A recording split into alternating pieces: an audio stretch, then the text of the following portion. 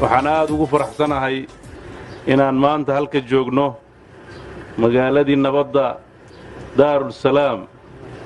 waa magaalo nabdoon waa magaalo nabadeed waxaan rajaynaynaa insha Allah magacaas loo bixiyay iyo sida ay u tahay inay ku waarto haddii Ilaahay idanka dhigo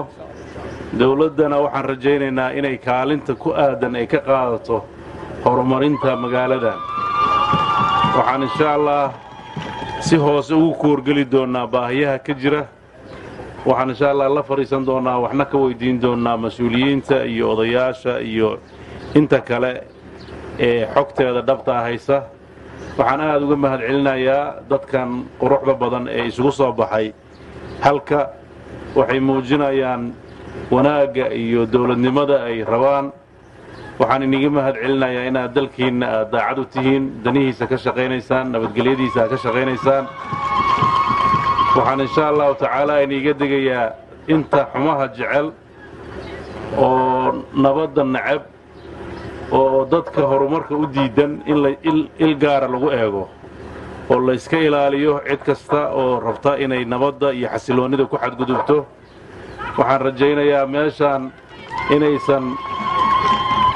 in Ilaahayna uu ka ilaaliyo dadkeeduna ka ilaaliyo magaca ay ku sifowdeen ay ahaato oo meel nabdoon oo nabadda iyo nolosha loo soo doonto ay noqoto Ilaahay idankiis waa waqti kulul waxaan rajaynaynaa Ilaahay idankiis